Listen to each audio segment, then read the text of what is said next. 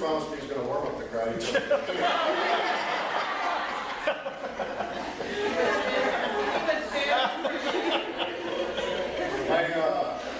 my pleasure to update you. You're the very first group that we're talking to in terms of the status of this library planning task force. And so this is a trial run on the presentation, and I'll appreciate any and all input that you can give me on this. So here we go. Okay.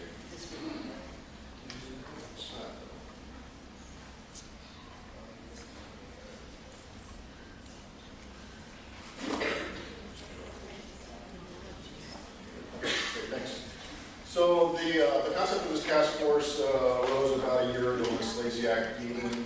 At that point in time, the post-employment benefits picture was starting to make itself clear, and it was clear that employer contributions to the retirement system were going to skyrocket and impact everybody's budget. And so we were particularly interested at that time looking at how it might impact library budgets and what we might do about that. Since that time, of course, we've got this new surprise from the governor about a $500 million cut to the University of California. And so as you'll see in just a second, that gets added to the overall consideration. So the task force, as you'll see, it builds on the UC Library's next generation technical services and other activities. The provost charged us with a number of things. It was a little bit open-ended, but in particular, he wanted us to look at greater system-wide or regional consolidation of library services and systems, at system-wide strategies for developing and managing both print and digital collections, a greater reliance on open access materials, try to reduce expenditure on high-price serial publications, and the overall use of library space. So there's the task force there. So I was asked to share this, which I've been happy to do. It's got a wide range of people and backgrounds on this, both from across the UC system as well as the Office of the President. Bruce himself and Brian Schottlander, who I understand can't be here today, are two ULs that have sat on the task force.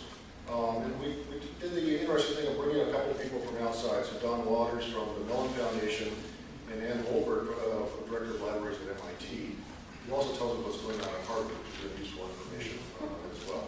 And so we've been meeting fairly frequently since late summer, early fall, and have set up a number of action memoranda as being coalesced now into an interim report that's about ready to be shared with SLASIAC, and I'll tell you more about that in just a second. So a little bit about the context of the problem, and it's really problems. So as I said, when we got started on this, we were interested in how we're going to cope with increasing costs, both with respect to acquisitions, and especially journals, as you know, as well as employer contributions to benefits, in particular the pension system. We also confronted the issue of running out of shelf space, which I'll say more about in just a second. And then, of course, we added to that what's going to happen with this $500 million reduction in the UC budget, and maybe more if the tax extensions don't get put on the ballot or if they don't get approved. So this graph shows you a little bit about the overall budget picture.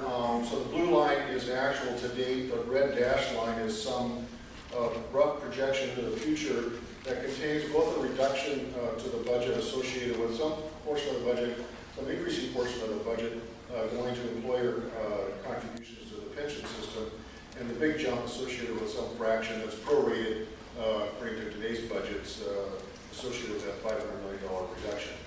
And you can see between now and about the year 2016-17, there's almost a $52 million reduction in the budget from those two components, the budget reduction as well as an increasing chunk going to employer contributions to the pension program.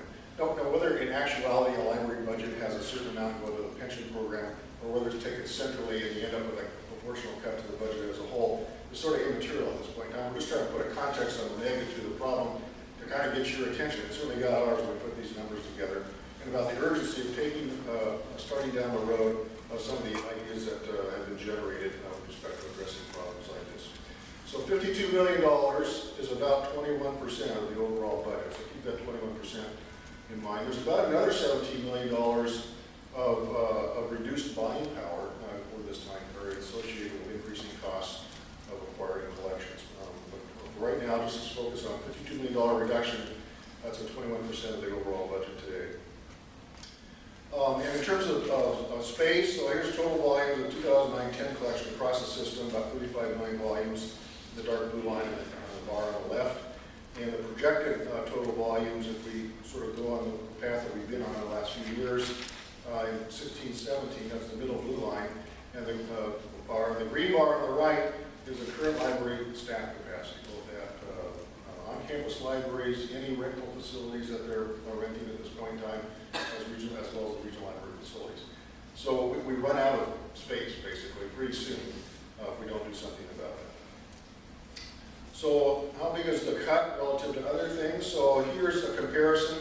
The segmented blue bar on the left shows you the combination of budget reduction associated with more money going into the employer component of the pension system. The middle one is an estimate of the state fund reduction associated with this $500 million cut. And the top blue section is the lost buying power that I alluded to before. When you stack those up, it's much bigger than the overall budget for the entire UC Berkeley Library. And it's even bigger than the overall budgets of the San Diego, Irvine, and Davis budgets combined. So it's a very, very big number. If the libraries go it alone and they try to take that 21% out of their budget, a 21% reduction in the acquisition budget is associated with about $14 million. That $14 million is bigger than, or about the same as, the combined materials budgets for both the Davis and the Irvine Library. So a 21% reduction in acquisitions is a huge reduction in ability to acquire and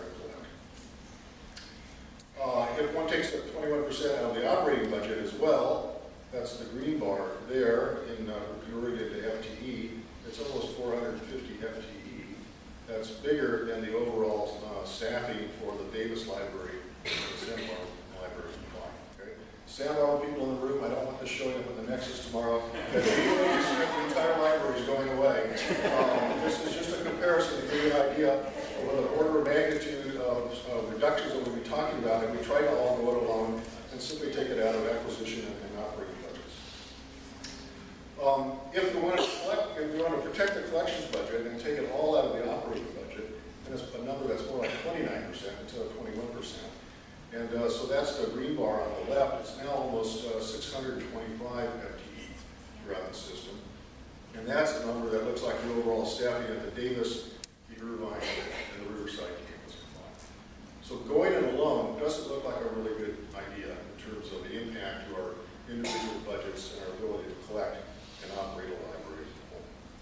So the primary message to come out of that is we'd be much better off if we acted together in terms of addressing this budget situation that we face into the future. And what does that mean? Well, it certainly means to expand and more effectively manage shared services in order to save space, to reduce unnecessary duplication, and to increase operating efficiency. It means supporting faculty and addressing the rising costs of academic publications. It means exploring strategies to recover costs and enhance and diversify revenue for the libraries. And it means improved governance and oversight of the library as a whole, system-wide. So certainly shared library services is something that you will see emphasized in our interim report that comes out. It's a proven strategy, and as you'll see in a minute, it's already resulting in approximate current annual savings of about $114 million a year throughout the UC system. It provides an ability to build a solid foundation that we have already, and one that moving forward is established by the university libraries with the Next Generation Technical Services Initiative. You'll see in a minute that it appears that if we pick some of those shared services that we think can be implemented within a year's time or so, that could result in a savings of about $15 million a year. It doesn't address the whole problem, but it addresses part of it. And addresses some space problems. If you take them as a collection, it has the potential to address almost the entire $52 million shortfall. But it does require the libraries to conduct additional detailed planning, and I'll say more about that in just a second. Shared services with respect to space. One can acquire digital formats. We do already, particularly with respect to e-journals, and more so e-books, but moving forward, to conserve space and more effectively use it, the more we can acquire at the digital level, the better. I'm just preaching to the choir here at this point in time. Coordinating the collection, development, and acquisition processes moving forward to avoid unnecessary duplication of new print materials is again where someplace where that there's a lot to be gained, but it doesn't require us to act together to do that. And as required, we'll remove unnecessary duplicate copies that are in existing print collections. Now that final bullet breaks down into a couple pieces here. One is the potential to remove unnecessary duplicate copies of print back files of journals that are already available and they're available in a reliable form in digital form. It takes money to do this, we recognize that up front, but this part of it, in terms of deduplicating print journals, is relatively inexpensive compared to deduplicating monographs or books or other print materials. It has a relatively high payoff in terms of ability to extend the staff space.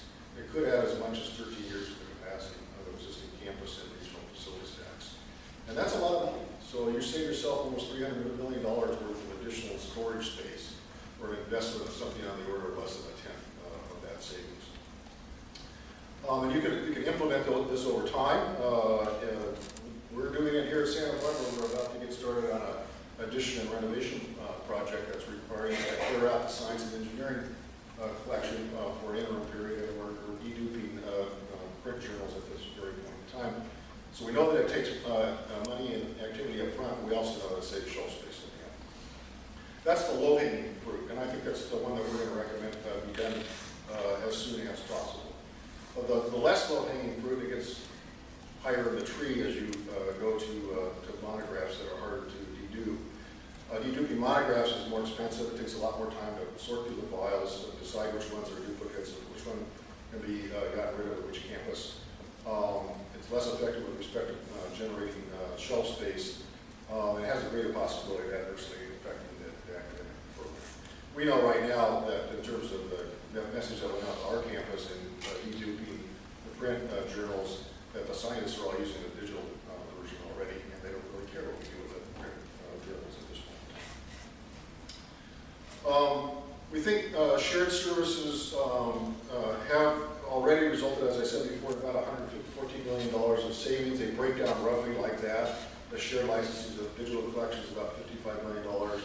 The regional library facility saves about $17 million. Inter-campus resource sharing about 38, and shared print about 4. So we have good examples of what already works in the UC system with respect to sharing services. Moving forward, there's 25 candidate projects that are described in the NGTS initiative, and the website's given there. I'm sure you've all been to it already. Some of the things that look like they're implementable at least in a year's time or a little over a year's time: the system-wide approval plan for about $8 million, the system-wide shelf-ready processing for about $5 million, expansion of the shared cataloging system that we already have on the order of $200,000. And you'll see in just a second that over a period of time, as one implements these, there's a potential to save up to $52 million, which would go a long ways to solving the problem. And so there's a very rough pictograph of how one might get to a $52 million savings over a 3-year time period. So there are years 11, 12, 12, 13, 13, 14. In the first year, the guess is one might save $15 million by implementing what I said before: the system-wide approval plan, the system-wide shelf-ready processing, expansion of shared cataloging, and then adding to that avoidance of duplication in foreign language materials. And there, the way forward is not entirely clear, but it's clearer than some of the others. Of those other 25, it's going to take a little bit more time and analysis in order to figure out which of those other 25 one might pursue in years 2 and 3, and what the savings might be in doing that. In addition to that, in phase 1, so we're recommending this be done in phases. In phase 1 also initiate and pursue actively the deduplication of print journals, for which there's digital copies already